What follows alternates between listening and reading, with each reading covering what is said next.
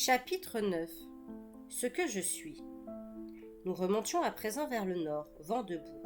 Depuis la proue, les côtes de la Grèce étaient visibles, et je constatais déjà combien cette terre déférait de celle où j'avais toujours vécu. On apercevait bien un peu de verdure, des bosquets de pins, des chênes, des cyprès noirs dressés vers le ciel. Mais quel contraste avec les prairies luxuriantes du comté, sans cesse balayées par les vents d'ouest chargés de pluie. Ici, tout était sec, aride. Le soleil qui nous brûlait la nuque roussissait les collines. Nous étions à moins d'une heure du port d'Igoumenitsa. Or, l'océan et ses créatures n'en avaient pas fini avec nous. Un son aigu s'éleva, strident, dominant le bruit des vagues contre la côte rocheuse. Bill Arkwright et John Gregory échangèrent un regard perplexe. Au même moment, la Céleste fit une brusque embardée qui nous jeta au sol, tandis que la proue virait vers tribord. Nous nous remîmes debout en titubant. Stupéfait, je remarquai alors que nous foncions droit vers des récifs déchiquetés. « Des sirènes !» cria Arkwright. Dans le bestiaire de l'épouvanteur, un chapitre était consacré à ces créatures féminines qui usaient de leur voix enchanteresse pour entraîner les marins sur des écueils et couler leurs navires. Après quoi, elles tiraient les malheureux dans les profondeurs, où ils se noyaient et se repaissaient de leur chair. Le septième fils d'un septième fils possédait un certain degré d'immunité contre de tels maléfices, alors qu'un simple matelot était vite à leur merci. Je suivis les épouvanteurs jusqu'à l'avant. Les voix s'élevaient, si aiguës que j'en avais les dents agacées. Pourtant, je sentais monter en moi la terrible tentation de répondre à leur appel. Je la refoulai durement, et elle s'atténua. Presque tout l'équipage s'était regroupé à la proue, le regard fixé sur la source de ce chant ensorceleur. Le capitaine, les yeux exorbités, serrait le gouvernail avec tant de force que les muscles de ses bras saillaient. Une expression égarée sur le visage, il menait le bateau droit vers les récifs, qui nous attendaient telles les énormes mâchoires d'une bête affamée. Maintenant, je distinguais les sirènes, de très belles femmes à la peau et à la chevelure dorée, allongées sur les rochers avec une grâce royale. Je retins mon souffle, me concentrai. Je les vis changer peu à peu, jusqu'à ce que leur véritable apparence se révèle. Si leur corps était toujours celui d'une femme, leurs longs cheveux verdâtres emmêlés d'algues encadraient des visages monstrueux, aux lèvres gonflées, retroussés sur d'énormes crocs. Les marins, n'étant pas immunisés comme les épouvanteurs, ne percevaient que les illusions. Or, ils étaient séparés de leur épouse depuis de longues semaines. Lâchant son bâton, Arkwright empoigna le capitaine par les épaules et tenta de le tirer en arrière. J'avais eu maintes fois l'occasion, au cours de nos entraînements au combat, de constater à mes dépens quelle force il possédait. Néanmoins, il fut incapable de faire lâcher prise aux marins. John Gregory vint à la rescousse. Quelques matelots quittèrent alors la proue et s'avancèrent en brandissant des matraques. On ne pouvait avoir de doute sur leur intention. Ils brûlaient du désir de rejoindre les sirènes. Ils étaient prêts à assommer quiconque les en empêcherait. « Arrière !» rugit l'épouvanteur. Son bâton dessina dans les airs un arc de cercle menaçant. Les hommes, ensorcelés par les chants, continuaient d'avancer, le regard fou. L'épouvanteur frappa l'un d'eux au poignet, et sa matraque lui tomba des mains. Le marin recula d'un pas, avec un grognement de douleur. Je vins me placer à côté de mon maître, le bâton levé en position de défense. Nous n'avions ni l'un ni l'autre fait sortir la lame rétractable. Nos adversaires formaient l'équipage de la Céleste, et nous ne voulions pas les blesser. C'était aussi pourquoi Arkwright se battait à main nue avec le capitaine plutôt que de lui briser le crâne avec son bâton. Soudain, maman surgit et s'approcha des deux lutteurs. Elle roula entre ses paumes quelque chose qu'elle enfonça dans l'oreille gauche du capitaine. Arkwright le força à tourner la tête, et elle fit la même chose dans l'oreille droite. D'une voix forte, pour couvrir le bruit des vagues heurtant les récifs, dangereusement proche à présent, elle déclara « Vous pouvez le lâcher !» Le comportement du capitaine changea aussitôt de façon spectaculaire. Il poussa un cri d'horreur et grimaça de répulsion. Les sirènes allongées sur les rochers venaient de lui apparaître sous leur véritable apparence. Il se mit à tourner le gouvernail avec frénésie. Le navire vira lentement et commença à s'éloigner des effroyables créatures. L'équipage se rua en avant.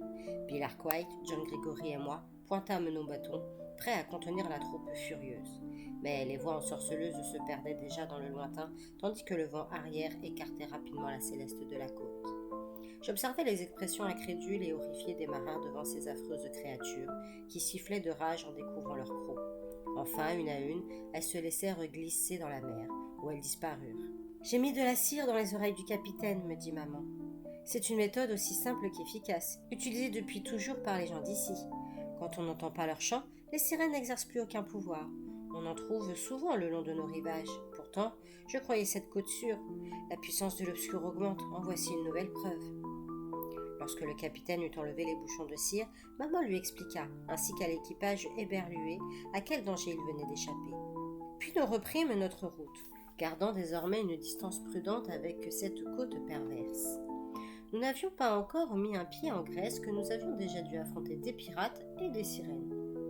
Nous accostâmes au port d'Igoumenista en fin de matinée. Nous restâmes à bord le temps que l'on décharge nos provisions, peu disposés à quitter la sécurité du navire. Une terre étrangère nous attendait. L'air chaud, chargé de senteurs épicées, semblait lourd de menaces inconnues. Tard dans l'après-midi, un nuage de poussière se leva sur la route menant au port. On vit bientôt émerger une troupe de cavaliers à la mine féroce qui galopèrent jusqu'au quai. Barbus, le visage contouré de cicatrices, ils étaient vêtus de tuniques brunes et portaient une épée au côté. Derrière eux avançait un chariot recouvert d'une bâche noire. Les cavaliers s'arrêtèrent, alignés sur le quai face au bateau, et attendirent en silence. Maman sortit de sa cabine, son capuchon relevé, un voile sur la tête, et les examina depuis le pont. Au bout d'un instant, elle se tourna vers moi. « Ce sont des amis, mon fils. Sur cette terre dangereuse, nous aurons besoin d'eux, surtout en cas d'attaque des Ménades. Viens les saluer avec moi. » Sur ces mots, elle m'entraîna vers la passerelle. Les cavaliers mirent pied à terre et nous entourèrent avec des sourires bienveillants. Maman se plaça dos au soleil et souleva son voile. Puis, elle s'adressa à eux d'une voix chaude. J'essayais de saisir ce qu'elle disait, mais elle parlait vite, et bien que la langue qu'elle employait sonnât comme le grec, je n'en comprenais pas un mot. Enfin, elle posa la main sur mon épaule et déclara « Huios », ce qui signifie « fils ». Ensuite, elle répéta « Hepta », 7. J'en déduisis qu'elle me présentait comme le 7e fils d'un 7e fils. Quoi qu'il en soit, ces hommes avaient à présent les yeux fixés sur moi, et de nouveau ils sourirent. Désignant un type corpulent aux épais cheveux noirs, au centre du groupe, elle dit « Voici Sélénos, un grand ami et un homme intrépide. Son courage n'a d'égal que son goût pour la bonne chair et le bon vin. Ici, il est à peu près l'équivalent d'un épouvanteur. Il est expert en matière de lamia et d'élémentaux ardents. Ses connaissances nous seront très utiles si nous réussissons à pénétrer à l'intérieur de l'ordre. » Elle s'adressa à lui, et Sélénos opina de la tête. Maman traduisit. « Je lui ai expliqué que ta vie était aussi importante que la mienne, et je l'ai chargé d'assurer ta sécurité à tout instant. »« Quelle langue parles-tu, maman ? Ça ressemble au grec, pourtant je n'en comprends pas un mot. »« Tu communiqueras sans problème avec la plupart des personnes que nous allons côtoyer, m'assura-t-elle. Mais ces hommes viennent du nord. Ils emploient un dialecte que les gens du sud qualifieraient de barbaresque. » Sélénos s'avança d'un pas et déclara non sans fierté. « Je parle un peu votre langue. Ta mère me dit que tu es un ennemi de l'obscur et un bon apprenti. Je t'enseignerai ce que je sais. Je connais bien cette terre et ses dangers. »« Merci, je vous en serai très reconnaissant. »« De toute façon, mon fils, intervient maman, nous n'entamerons pas notre périple vers l'est avant demain. Nous passerons cette nuit sur la Céleste, où nous sommes à peu près en sécurité. Cependant, je veux te montrer certaines choses et t'en expliquer d'autres. Nous allons faire une courte excursion. Nous serons de retour en fin de journée. » Elle se dirigea vers le chariot bâché. Le conducteur sauta à terre et souleva le pan de toile noire qui fermait l'ouverture pour nous laisser grimper. Je fus surpris par la fraîcheur qui régnait à l'intérieur. Je regrettais de ne pouvoir regarder le paysage, mais que maman soit à l'abri du soleil brûlant valait bien ce petit sacrifice. Escortés par la troupe de guerriers, nous roulâmes vers le sud environ 1 heure. Nous ralentîmes alors, et il me sembla que nous montions une côte. Nous n'échangeâmes pas un mot de tout le trajet. J'aurais aimé interroger maman, mais quelque chose de son attitude me conseillait de ne pas le faire. Elle attendait visiblement que nous soyons arrivés à destination.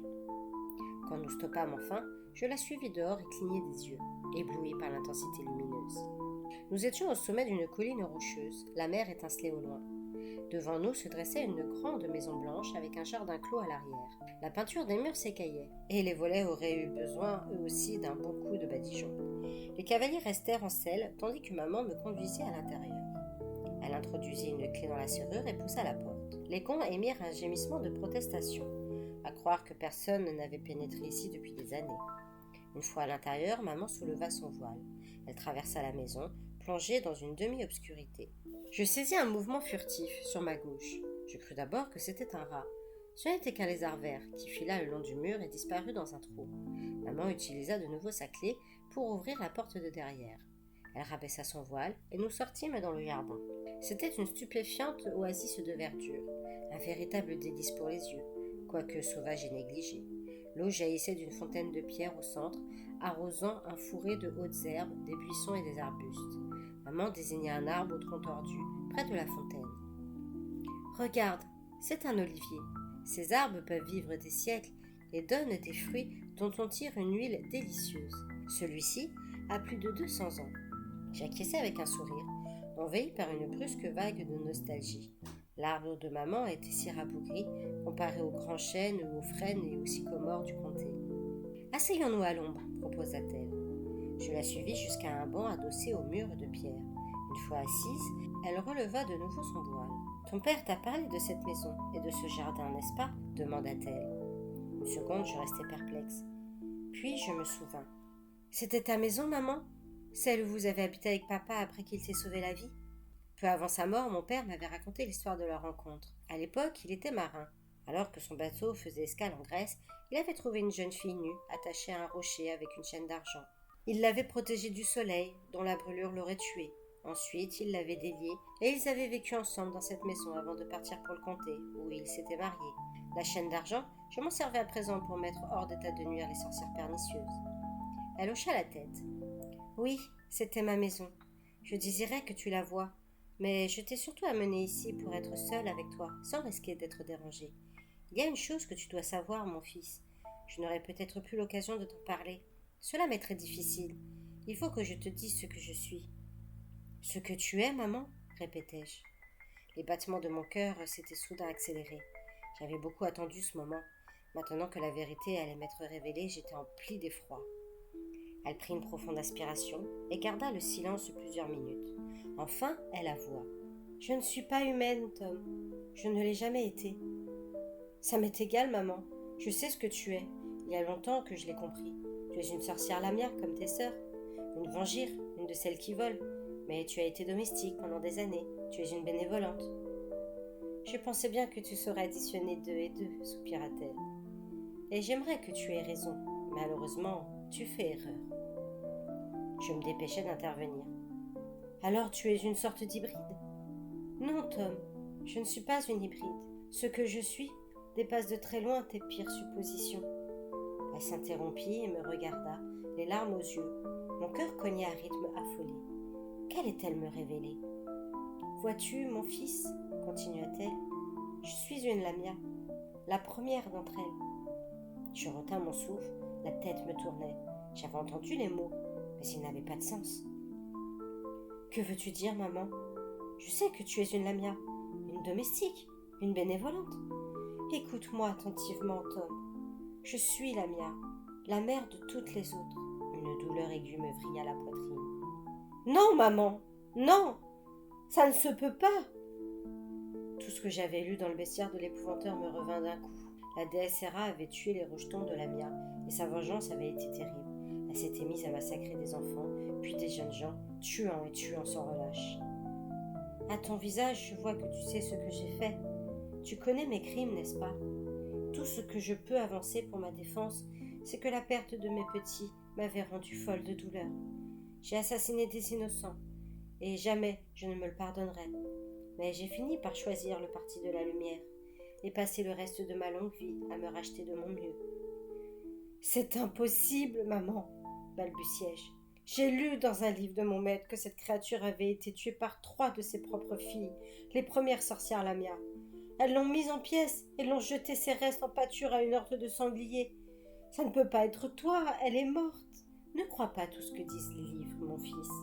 Bien des histoires sont transmises de bouche à oreille pendant des lustres avant d'être écrites. Au cours du temps, la vérité a été modifiée.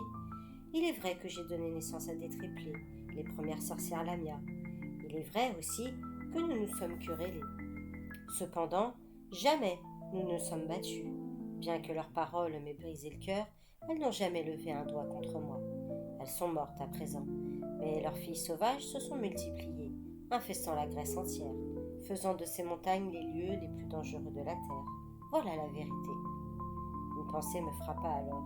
« Maman, tu as des sœurs ? La mienne n'a pas eu de sœur.